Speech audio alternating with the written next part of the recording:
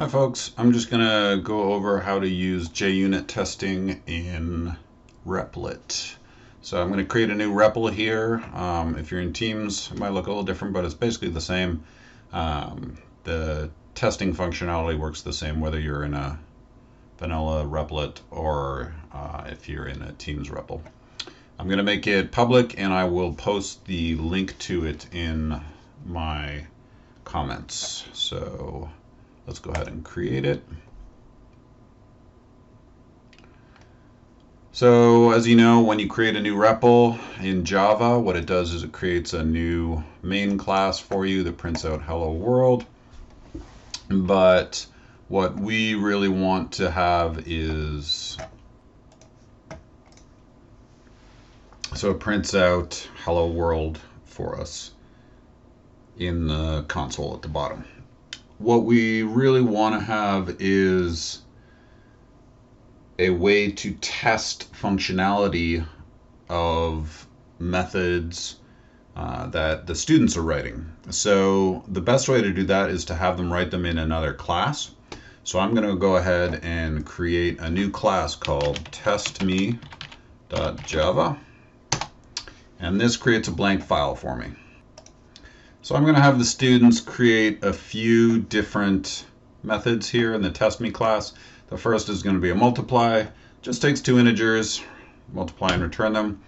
But you'll notice that I have a return 0 as a default here because I want them to, when they run their program, not have errors based on missing return values. So I'll show you why in a second. So let's have a multiply. We'll have a divide, but with doubles, so that we do a little double arithmetic. And then finally, we're going to have a Boolean method called isEven. So that's all we're going to do is just an example. And one thing that I always do is in the main class, instead of just having this print out hello world, I show the students how to test the code a little bit. Right, how to use it. You know, the description of the problem might be somewhere else. It might be in a Google Doc or something. And so going back and forth can be tricky. So I create a new object for them and I use the methods that I'm expecting them to use and give them some samples here so that they can test, they can change all this on their own. And like I said, I give them default values in the methods, return 0, return false, so that you don't get compilation errors, right? They know multiplying 4 times 5 is 0 is wrong, or dividing is wrong, 4 is wrong. So this is kind of the template that they would have, and it's a good place for us to start our testing. So we'll click over here to the unit tests. I'm going to add a test, and I'm going to call it test multiply 4 times 5. And what I'm going to use is a built-in JUnit test method called assert equals. And the first parameter is what you're expecting it to be. So in this case, it's 20. And the second parameter is what is getting passed in as the test, so the student's method. So we're going to need to have a testme object, and we're going to use that to call their multiply method with 4 and 5, and we expect it to be 20. So, and then in the failure message down here, I'll say multiplying 4 times 5 should return 20. So it won't, because I didn't fill in the code properly. So if I run the tests right now,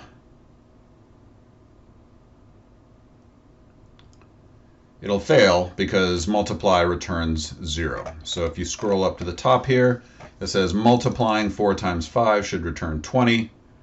and then it has the stack trace. Expected 20, but was 0 for the assertion error, and it goes all the way back. So let's add some more tests. Let's test divide, I don't know, 60. Oh, let's make it interesting. Let's make it 50.0. I don't think we can do points there. 50 divided by 3, right? So again, we're going to use an assert equals. And this time we want 16.66666. And we're still going to need our test me object. And this time we have a problem, right? 16 divide 50.0 by 3. I always put in the decimals just to be explicit, right? When we run this one, it's going to have a problem because no matter how many 6's we put in, it's never going to be equal to 16 2/3, right? So what this is telling us, this assertion error, we should use assert equals with a third parameter called delta if we want to compare floating point numbers. So when we're comparing integers, they're going to be equal or not equal. But when we're using doubles, we have to tell it how much error we're willing to put up with, because otherwise with, irrational numbers or things like 2/3, you can't actually make them equal. It doesn't work. So in our test divide, we have to add a third parameter to the assertion, and we can make it as small as we want. We can go 100 of 1,000 or something like that. And the difference between this and this has to fall within this delta. So that's how we do an assertion for equality with doubles, is we give it an error limit. Oh, and we forgot our message. So 50.0 divided by 3.0 should return 16.66666. All right, so now it's going to fail again because we didn't put in any code. It'll still return 0, but at least the error message will make sense now for the student, right? So, oh, I ran it instead of running the tests. There we go.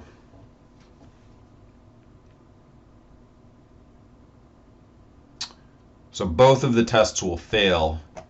The divide will actually come up first here at the top. So 50 divided by 3 should return 16.66, expected 16.66, but was 0. So now it works. I mean, the test works, even though the code doesn't work. And then the last one is we can use a slightly different type of assertion if we want to. I'm just doing this as an example. So test is even, I don't know, 60, right? And we're just going to, again, need a new test me object, and we're going to assert true this time. So we could use assert equals with a value of true and the method, but we can also use assert true. This is just a different way of doing it. So tm.isEven 60, right, is going to fail on our template code, but it would work if we put the code in properly. So on message failure, we should say isEven 60 should return true. All right, and if we run our tests, this one will fail as well because we haven't written any code yet. So 0 to 3, test passed. isEven 60 should return true. Assertion failed. So just to show you that it actually does work, here I'll just put in the code. You wouldn't want to do this for the students, right? Because they're going to see what you put in here, but it's good to make sure that your tests work. So I just need to here return a times b, and here a divided by b, and here return a %2 equals 0. Okay, so now if I run my tests, they should all pass. There we go. We got all green. And the nice thing about this is, if you want to use it for auto grading, you can make 10 tests, and if it passes all the tests, they get 10 out of 10 or what have you. So that's how you use JUnit testing in repl.it. Again, I would delete this once you've solved it, so the students don't have the answer there waiting for them. But yeah, that's how it works. If you have any questions, please hit me up on email group or Facebook or Discord or Twitter, whatever works for you. Happy to help.